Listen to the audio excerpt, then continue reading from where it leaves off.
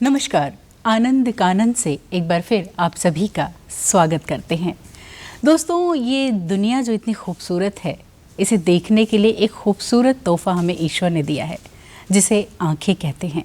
इन आँखों की देखभाल इसलिए भी लाजमी है क्योंकि जब तक हम जीवित रहते हैं तब तक इसकी ज़रूरत पड़ती रहती है अपने जीवन को सुचारू रूप से चलाने के लिए भी और इस खूबसूरत सी दुनिया को देखने और समझने के लिए भी। तो चलिए आज आँखों के बारे में अपने ज्ञान को विस्तार देते हैं और एक बार फिर हमारे साथ मौजूद हैं शहर के जाने माने नेत्र रोग विशेषज्ञ डॉक्टर अनिल तिवारी। तो चलिए करवाते हैं उनसे मुलाकात।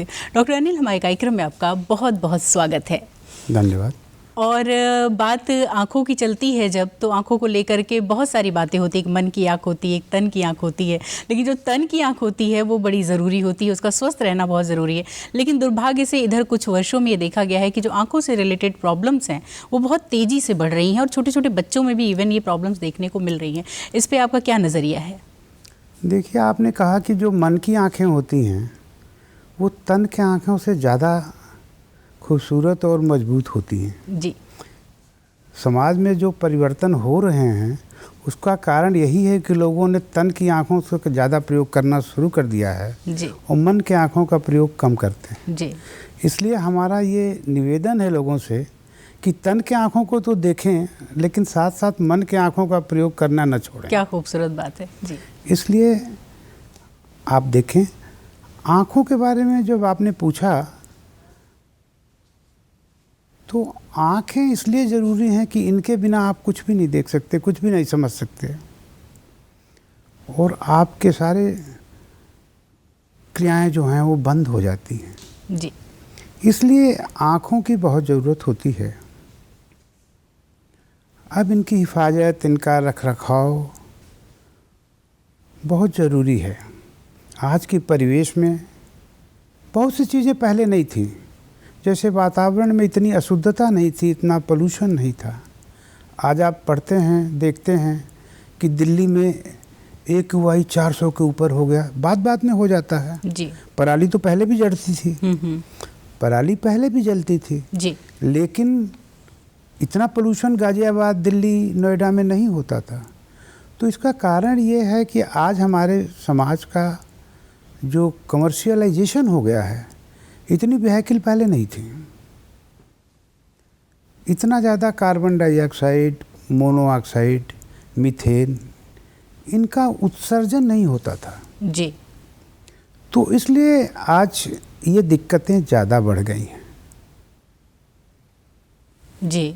तो कुल मिला जुला के कहने का मतलब ये है कि पॉल्यूशन यानी कि जो पर्यावरण का प्रदूषण है वो स्वास्थ्य संबंधी जैसे अन्य बहुत सारी समस्याओं के लिए जिम्मेदार है, वैसे आंखों के लिए भी वो काफ़ी हद तक जिम्मेदार है। वातावरण पोल्यूशन बहुत बहुत जिम्मेदार है। जी। इसके कारण आँखों में पानी आता है, खुजली होती है, आँख लाल हो जाती है, काम करने में दिक्कत होती है। जी। तो जो काम करने में दिक्कत होती है ये एक बड़ा सही पड़ाव है हमारी बातचीत का, क्योंकि जो कंप्यूटर पे लोग काम करते हैं, आजकल मोबाइल का युग चल रहा है, बच्चे छोटे छोटे जो इंटरनेट पे लगातार पढ़ाई करते हैं, अन्य सिलसिलों में जुड़े रहते हैं, तो उनके आंखों को लेकर के बहुत सारी समस्याएं हैं। इवन कुछ प्रॉब्लम तो यहाँ तक सुनने में आती है कि आँखों में भैंगापन भी आ जा रहा है जो है, और आँखों से दिखाई कम दे रहा है, आँखें सूख जा रही हैं, लाल हो जा रही हैं। इस पर आपका क्या विचार है? नहीं, देखिए, ये जो प्रॉब्लम है कमर्शियलाइजेशन का, जो अभी हमने बताया कि जो वातावरण का दोष है जी, उसके कारण भींगापन नहीं होता जी, उसके कारण चश्मा नहीं लगता जी। आप मोबाइल देखते हैं, आप कंप्यूटर पे काम करते हैं, आप लैपटॉप पे काम करते हैं, उसके कारण चश्मा नहीं लगता जी। वो एक अलग चीज़ है, वो डेवलपमेंटल प्रॉब्लम है। आँखों की लंबाई कभी बड़ी कभी छोटी हो जाती है, उसके कारण आपको चश्मा लगता है, देखने में दिक्कत होता है। लेकिन ये जो आँखों में लाली होती है, जलन होता है, पानी आता है जी, वो वातावरण में जो पोल्यूशन है जी, उसके कारण होता है। जी, यानी कि प्रदूषण की वजह से ज़्यादा समस्याएं बढ़ रही हैं जो है। अगर समस्याओं की बात करें जो है, तो कौन कौन सी वो समस्याएं हैं जो आज के समय में आपके पास पेशेंट लेकर के ज़्यादातर आते हैं? जी। देखिए, पेशेंट तो ज़्यादातर समस्या उनकी आजकल जी एज ग्रुप के हिसाब से होती है। जैसे छोटे बच्चे हैं छोटे बच्चों का मतलब है कि वो 10 साल तक, जी, तो उनकी आंखें लाल हो जाती हैं और उनको एलर्जिकल प्रॉब्लम होती है। गरीब क्लास में, पुअर क्लास जो है, उसमें विटामिन ए की कमी से झिल्ली बाहर की सूख जाती है, जिसको जीरोसिस कहते हैं जी।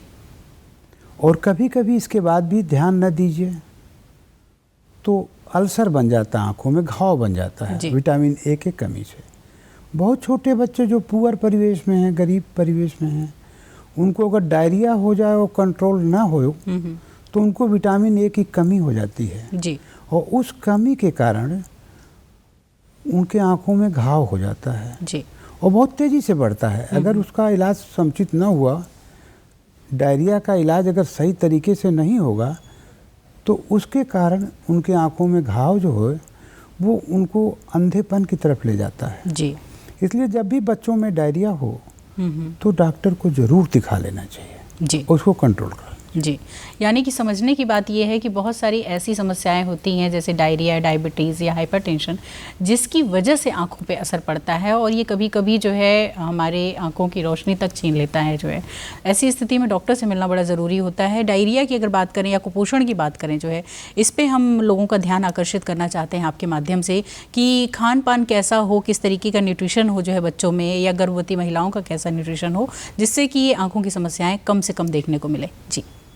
देखिए, बच्चों में विटामिन ए की कमी नहीं होनी चाहिए जी। इसके लिए गाजर, मूली, बथुआ, चौलाई या फिश जो होती है जी, इनका प्रचुर सेवन करना चाहिए। बच्चों के आँखों में कभी कभी शिकायत करते हैं कि कम दिखाई देता है, तो तुरंत डॉक्टर को दिखाना चाहिए। और जैसा मैंने अभी बताया है कि अगर डायरिया हो रहा हो तो बच्चों में डायरिया का इलाज तुरंत कराना चाहिए। जी, यानी कि पानी की कमी नहीं होनी चाहिए। नहीं होनी। जी। इसके अलावा कभी कभी कुछ ऐसी शिकायत होती है जो जन्मजात होती है या कभी किसी दुर्घटनावश हो जाती है, इसका क्या इलाज संभव है, जिसे हम आँखों का भेंगापन कहते हैं जो है, क्योंकि इससे थोड़ा सा कॉन्फिडेंस लोगों का कम होता है, परेशानी भी होती है देखने में। जी। आँखों में जो जन्मजात बीमारियां होती हैं जी, उसका कारण ड्यूरिंग प्रेगनेंसी, गर्भावस्था में जी, माँ को अगर सही पोषण न मिले तो कुपोषित महिलाएं कंजेनाइटल प्रॉब्लम के बच्चे को जन्म देती हैं। जी। कंजेनाइटल प्रॉब्लम में जैसे मोतियाबिंद हो सकता है, ग्लूकोमा हो सकता है, कंजेनाइटल ग्लूकोमा हो सकता है। तो इसमें जो है बच्चों की आँखों की बीमारी हो जाती है। जी। अब इसमें मान लीजिए बच्चे को अगर रूबेला हो, अब तो मेडिकल साइंस बहुत एडवांस हो गया है, रूबेलियोसिस का इलाज हो जाता है, लेकिन पहले मान लीजिए अगर रूबेला हो या कुपोषण हो या माँ में कोई बड़ी बीमारी हो, जी, जैसे आपने अभी हमारा था एड्स था ना, जी, तो एड्स जनित माँ को बच्चों की हिफाजत बहुत ज़्यादा करनी चाहिए, नहीं तो उसको भी ये प्रॉब्लम हो सकती है। जी, बिल्कुल। तो बच्चे के जन्म के पहले माँ का देखभाल बहुत ही कायदे से करना चाहिए। जी, बिल्कुल। यानी खान पान अच्छा होना चाहिए और अगर कोई समस्या हो तो उसके लिए बड़ी चिकित्सक बीमारी से हो मिलना चाहिए। तो उसका इलाज करा। जी। डॉक्टर साहब, जो कॉमन प्रॉब्लम देखने को मिलती है जो वो है मोतियाबिंद और ग्लूकोमा, जिसका आपने जिक्र अभी किया जो है, इसको लेकर के थोड़ी जानकारी चाहेंगे जो है कि इसको लेकर के बहुत सारी भ्रांतियाँ भी हैं और लोग ऑपरेशन को कराने से डरते हैं जो है, तो इस पर पूरी जानकारी लेना चाहेंगे कि क्यों होता है और कैसे इसका ट्रीटमेंट संभव है। जी। मोतियाबिंद देखिए, एक तो सनाइल प्रॉब्लम है। जी। जैसे एजिंग प्रॉब्लम है, जब एज ज़्यादा हो जाती है एबव 50, जी, तो मोतियाबिंद आँखों में हो जाती है। जी, जो आँख का लेंस होता है उसमें सफ़ेदी आ जाती है, तो उसको मोतियाबिंद कहते हैं। जी। अब ये बच्चों में तो भी जैसे मैंने बताया कि कुपोषण के कारण हो सकता है, कोई बड़ी बीमारी अगर ड्यूरिंग प्रेगनेंसी हो तो हो सकता है, तो बच्चों में इस कारण से ये होता है। जी। उससे आगे बढ़ने पर ये ट्रमेटिक हो सकता है, जैसे चोट लग गई है या कोई बीमारी हो गया जिसको यूवियाइटिस कहते हैं, उसका अगर समुचित इलाज ना हो तो उसमें भी मोतियाबिंद बन सकता है। जी। इसके बाद सनाइल कैटरेक्ट होता है, जो हमने अभी बताया कि उम्र जनित होता है, उम्र के बढ़ने से मोतियाबिंद बन जाता है। जी। और चोट लगने पर भी ये बन सकता है। किसी तरह का ट्रॉमा हो, जैसे हम लोग दिवाली में, होली में पटाखे छोड़ते हैं, उससे चोट लगने पे मोतियाबिंद बन सकता है। जी। दिक्कत ये होती है कि इग्नोर कब होता है, जैसे एक आंख में मोतियाबिंद बन गई जी। और दूसरी आंख से एकदम ठीक दिखाई दे रही है, तो बहुत से ऐसे लोग हैं जिनको पता ही नहीं चलता कि एक आंख में हमारी रोशनी कम है। जी। इसके लिए लक्षणों को जानना बड़ा ज़रूरी है। लक्षणों को जानना जरूरी है कि आंख में आपके कम दिखाई देता हो, आपके आंख के सामने जब आप देखती हैं तो छल्ले दिखाई देते हो, कभी कभी रंगीन रंगीन। इसके अलावा कभी कभी मल्टीपल विजन दिखाई देते हैं, जैसे चांद कई दिखाई देता है। तो इस तरह के जब सिम्टम आपके अंदर हो तो आप डॉक्टर से मिलिए और उसका इलाज करिए। जी। तो ये तो मोतियाबिंद के लक्षण हो गए। अब आते हैं इसके ट्रीटमेंट पे सर जो है, तो क्या दवाओं से इसका इलाज संभव है? मोतियाबिंद का दवाओं से कोई इलाज नहीं है। चश्मे से जब तक आपका काम चलता है तब तक आप काम चलाइए जी। और जब काम चश्मे से न चले, काम न चलने का मतलब ये होता है कि आपका रूटीन वर्क है, जाना, टहलना, घूमना, अपने काम को करना, जो भी आप काम करती हैं, तो अगर वो नहीं हो पाता है तो आपको चिकित्सक से मिलके इसको ऑपरेट करा लेना चाहिए। जी। और ऑपरेट कराने को लेकर के बहुत सारी धारणाएं हैं कि लोग कहते हैं ठंड के मौसम में ही कराना चाहिए, गर्मियों में नहीं कराना चाहिए। और क्या एक साथ दोनों आँखों का करा सकते हैं अगर दोनों आँखों में मोतियाबिंद है, या फिर एक एक करके ही कराना उचित है? नहीं, दोनों आँख का एक साथ नहीं कराना चाहिए। मान लीजिए कोई प्रॉब्लम हो तो दोनों आँखों में हो जाएगी जी, तो इसलिए एक साथ नहीं कराना चाहिए। और मौसम का अब इस पर कोई वो नहीं है जी। अब तो सब लोग जान गए हैं, पहले वाली बात नहीं रही कि ठंड में ही कराएंगे, गर्मी में नहीं कराएंगे। अब तो गर्मी में भी ऑपरेशन हो रहे हैं जी। और उसको जो है डॉक्टर को दिखा लेना चाहिए और आपकी जो दिक्कत है उसका समुचित इलाज करा लेना चाहिए। बिल्कुल। देर करने का दिक्कत एक ये होता है कि मोतियाबिंद जब ज़्यादा पक जाता है तो ये संबलबाई बन जाता है जी। तो वो कंडीशन थोड़ी दिक्कत वाली होती है, टफ हो जाती है। जी। संबलबाई के बारे में भी जानना चाहेंगे सर कि ये क्या बीमारी है? देखिए, आँखों के टेंशन को बढ़ जाने से जी, पीछे की जो ऑप्टिक नर्व है उस पे परिवर्तन आ जाता है, उसको संबलबाई कहते हैं। जी। संबलबाई में आप देखती हैं तो आपको रंगीन रंगीन छल्ले दिखाई देते हैं जी। अगर बल्ब में देखते हैं, रोशनी कम हो जाती है, आँखों में भारीपन रहता है, चश्मों के नंबर में परिवर्तन जल्दी जल्दी होता है जी, देखने में दिक्कत होती है, हेडेक होता है।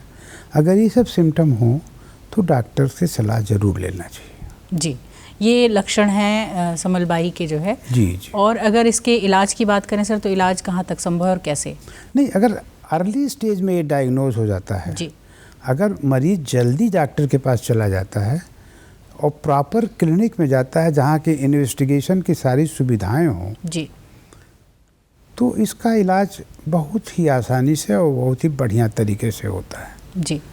कभी कभी थोड़ा मुश्किल ज़रूर होता है, जैसे डायबिटीज़ में अगर ये ग्लूकोमा हो जाए, संबलबाई हो जाए तो थोड़ी दिक्कत होती है, लेकिन आजकल उसके भी वाल्वुलर ऑपरेशन वगैरह होते हैं, उसका भी इलाज हो जाता है।